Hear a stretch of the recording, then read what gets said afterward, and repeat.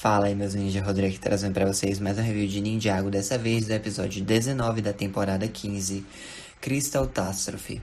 Quem narra o título desse episódio é o Lloyd, né? E o episódio já se inicia com a Ilha de Cristal sobrevoando Ninjago. E o Overlord, né, o Rei de Cristal, tá lá falando com a Harumi sobre o fracasso dela em destruir o Lloyd. E ele ainda alega que ela possa ter sentimentos por ele. A Harumi tenta retaliar verbalmente, né? Mas o Overlord manda ela calar a boca. Então ele explica que o fracasso da Harumi ainda dá a ele uma oportunidade. Porque, beleza, ele queria destruir os ninjas para obter, né, os poderes elementais. Porém, se ele fizesse isso, provavelmente os poderes se libertariam e escolheriam novos portadores. Então, ele diz que isso é uma oportunidade para que ele corrompa os ninjas, assim podendo, né, ter acesso aos poderes elementais deles.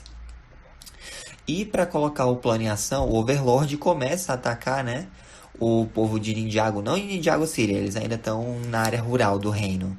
E aí ele liberta, né, seus guerreiros de cristal e Dragonides sobre alguns fazendeiros agricultores de arroz. Então, os ninjas, né, o Kai, o Jay, o Zen e o Cole chegam para tentar deter o Rei de Cristal. Porém, os guardas de Vengeance os dominam e começam, né, a infectar os fazendeiros de arroz, transformando-os em zumbis de cristal. Ou seja, os ninjas percebem que não dá para simplesmente tocar, né, nesses guerreiros. E aí que tá, a Gale Gossip tá fazendo a cobertura do que tá acontecendo em Ninjago. E o Vini, o cameraman dela, né, ele tá cansado porque o colega de apartamento dele não deixa ele dormir direito. Mas, enfim, ele continua gravando. E quem tá assistindo a transmissão é o Lloyd, a Nia e o Mestre Wu, né? E a Nia se questiona como que o Overlord retornou, apesar de ter sido destruído da última vez, né? Então, o Mestre Wu, ele esclarece que o Overlord não pode ser destruído, porque ele é a personificação do mal. Enquanto as emoções negativas e conflitos em Ninjago persistirem, o Overlord pode retornar e assumir outra forma após a anterior ser destruída. Ou seja, como o Overlord é a personificação do mal, mesmo que destruam o corpo físico dele, ele só vai ficar adormecido. E aí, né? Beleza. Vai ter emoções negativas, vai ter conflitos. E isso vai dar mais força pro Overlord para que ele consiga despertar novamente em outro corpo. Foi mais ou menos o que aconteceu na segunda temporada, que ele estava lá preso, o espírito dele na Ilha das Trevas. E ele conseguiu meio que induzir o Garmadon a criar uma arma para causar o caos, né? Deixar as coisas para meio que partir o equilíbrio entre o bem e o mal, permitindo assim que o portal se abrisse e ele conseguisse possuir o corpo do Garmadon. Tanto é, né, que ele virou aquele dragão absurdo no final da segunda temporada e o Lloyd conseguiu derrotá-lo. Mas mesmo assim, a gente sabe que o Overlord agora ele não pode ser destruído, então ele só ficou adormecido. E quando o Cyrus Borg reformou Ninjago City, né, deixou ela toda tecnológica, ele ainda estava um resquício dele ainda estava naquele prédio, ainda estava impregnado ali. Então ele assumiu a forma, né, de um vírus e posteriormente, com a ajuda do Python, se tornou o Mestre Dourado.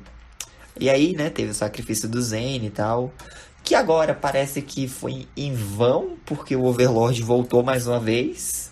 Embora toda vez que eu assisto aquele finale eu me emocione, porque não tem como. Mas mesmo assim, gente, o Overlord retornou.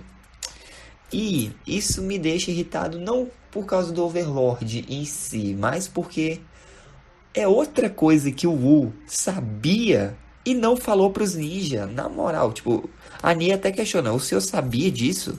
Ele, bom, sim, mas eu pensei que o Overlord fosse ficar adormecido por mais alguns milênios e tal. Cara, sério, dá pra contar nos dedos quantas coisas você escondeu. Eu dou um passe livre para ele na questão do Chen nas Guerras Serpentinas, porque aquilo ali era mais questão do Garmadon e o próprio Garmadon falou para os ninjas na época, então de boa. Mas o Morrow era para ele ter dito para os ninjas logo de cara. O Krugs e o Acronix era para ele ter dito também. Que mais? Que mais? Vamos lá. A Asfira, né? Principalmente, porque o que aconteceu na temporada 11, em parte é culpa do Wu. Eu ainda vou culpar. O que a Asfira fizer de errado, beleza.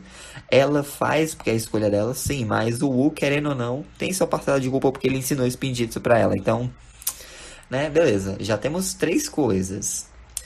Outra que ele poderia ter avisado, que era possível fazer burst de Spinjitzu, essas coisas com a Lily. Ok. Ele poderia acreditar que realmente fosse uma lenda, porque era muito difícil de aprender? Sim, mas ainda assim, cara, você tem 1000 anos, o teu irmão tem 1000 anos, vocês já viram várias coisas. E agora, mais uma, né? O Overlord. Uou, por favor, pare de esconder coisa dos ninjas. Eles são seus alunos, eles precisam dos seus ensinamentos, então compartilhe. Se o destino de Ninjago está em jogo, não fique calado, não deixe pra falar os 45 do segundo tempo, depois que a merda já tá feita. Na moral, velho. Essa temporada é uma montanha-russa de emoções. Começa boa, aí depois dá um declínio bacana nessa segunda parte. Se a gente já tava com raiva do Lloyd por causa da Harumi, e agora do Wu escondendo coisa de novo? Mas enfim, o Mestre Wu, ele percebe uma coisa, que ele vem, né, recebendo recortes de jornais já faz um tempo. E esses recortes vão mostrando conflitos em Ninjago, desde ameaças gigantes até furtos, roubos, criminalidade. Basicamente, todos esses recortes que ele estava recebendo por correio eram um aviso. Então alguém previu que o Overlord ia voltar e tentou alertar o Wu. Então, o Lloyd e a Nia ficam analisando, né? O Mestre Wu até pensou que fosse algum aviso, algum padrão, alguma coisa, mas ele não sabia o que era, né? E ele desistiu de tentar entender. Eles percebem que tem uma etiqueta de entrega e essa entrega é de um selo lá de postagem de jornal. Então, o Bounty, né? No caso, a Nia, o Lloyd e o Mestre Wu vão até Ninjago City. O Lloyd e o Mestre Wu são deixados naquele galpão de jornais que a Antônia e o Nelson trabalham, né? E aí, beleza. Eles estão lá em horário de almoço, de intervalo, sei lá, a Antônia tá ensinando os outros entregadores a jogar um jornal em uma lata. E aí o Lloyd e o Mestre Wu, eles chegam, né, explicam a situação envolvendo os recortes de jornal. A Antônia dá uma olhada na etiqueta, né? E ela faz uma pergunta para o Nelson, que reconhece a etiqueta, né, como o endereço de um prédio de apartamentos onde ele costuma entregar jornal. E aí que tá. Ele tem instruções para deixar o jornal na portaria que depois o dono vem pegar. E a questão é, quem mora nesse apartamento é o Vini, o cameraman da Gale. E a gente fica tipo, hã? Como assim? O Lloyd e o Mestre Wu também ficam confusos, né? Mas enquanto isso, os ninjas ainda continuam tentando lutar contra o exército de cristal. O Zane, ele tá lá no jato Golden Dragon dele, ele tenta atacar o templo de cristal, mas o jato dele se desliga até que ele fique longe, né, da estrutura flutuante.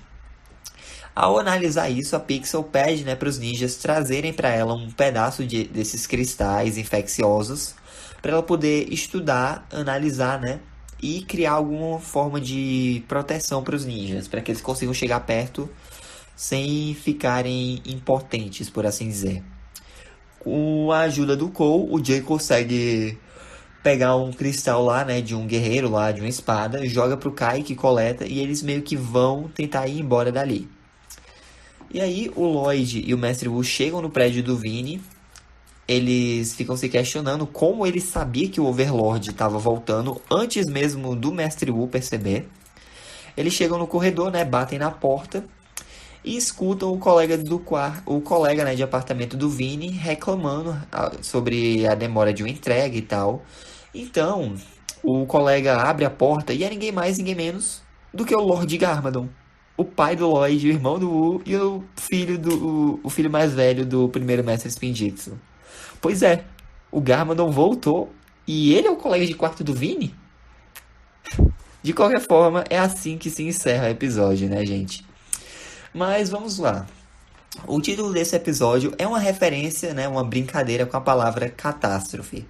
Inclusive, é bem semelhante ao título de outro episódio de Ninjago, mais especificamente o episódio 8 da temporada 11. Vocês vão lá ver o título, que eu esqueci agora certinho como é. Acho que é Catástrofe das Cobras, ou é Catástrofe das Serpentes. Enfim, vão lá dar uma olhada, tá bom? A rua onde o Vini mora, né, segundo o Nelson, se chama Avenida Anderson. Isso provavelmente é uma homenagem ao nosso queridíssimo Tommy Anderson, né, um dos criadores e tal de Ninjago, dos roteiristas principais, enfim. Inclusive a camisa que o Garmadon tá usando nesse episódio e no próximo é baseada em uma das camisas que o Tommy Anderson tem. Inclusive tem uma foto, né, lá na wiki de Ninjago, se não me engano, que mostra essa mesma camisa, bem bacana. Na cena em que vemos a Pixel lá com a Skylor na caverna da Samurai X, é possível avistar no fundo, né, da cena duas mini-Pix trabalhando.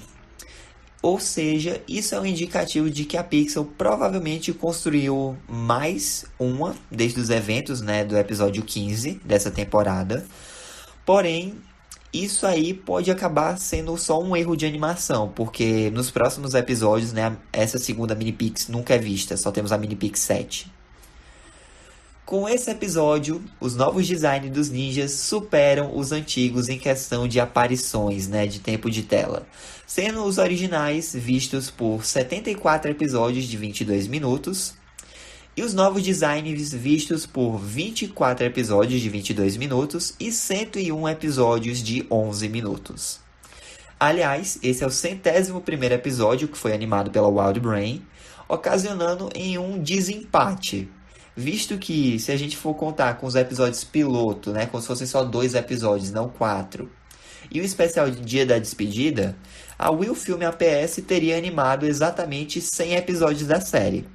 E agora a Wild Brain animou 101 episódios, ou seja, ela superou a Wild Brain ela superou a Will Film em questão de episódios animados. Claro, isso, né, eu não estou levando em conta nenhum curta, minifilme ou mídia não canônica, né, nessa contagem, tanto do estúdio Will Film quanto do estúdio Wild Brain, ok? No início do episódio, o Overlord menciona o fato que a Harumi ainda nutre sentimentos pelo Lloyd, razão pela qual ela relutou em destruí-lo. Só que, gente, isso contradiz fortemente o que a Harumi falou pro Lloyd lá no episódio 8 da 8ª temporada, de que os sentimentos dela por ele não passavam de uma farsa.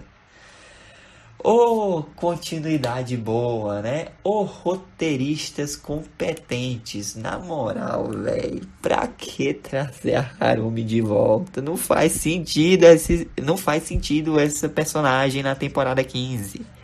Não faz sentido algum. E tem quem queira, né, discutir dizendo, não, mas depois que o Lloyd disse pra Harumi lá no episódio 13 dessa temporada que ele procurou por ela nos escombros depois de derrotar o Garmadon, ela começou a ter sentimento. Não, bobagem. Bobagem. Isso, pra mim, é só um erro, um furo de roteiro de continuidade e que eles não sabem, ou melhor, eles não souberam escrever a Harumi nessa temporada.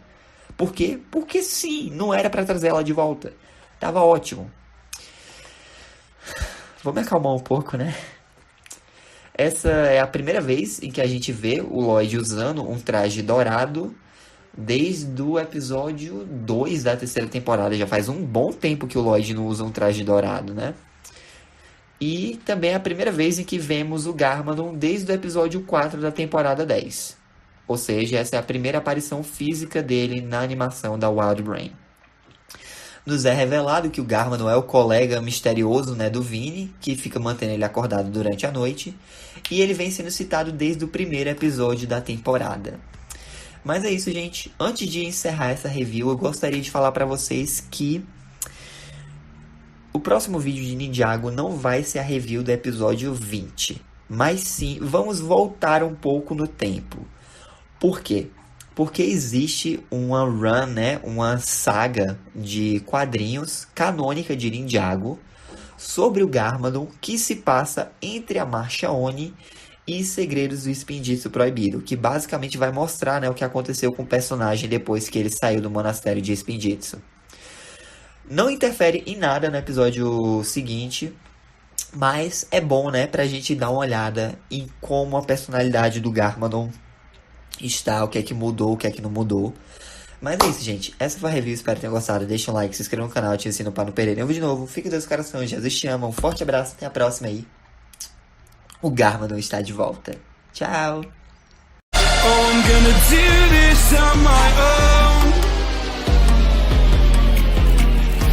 No point in blaming you, you did not know. Oh, I thought you were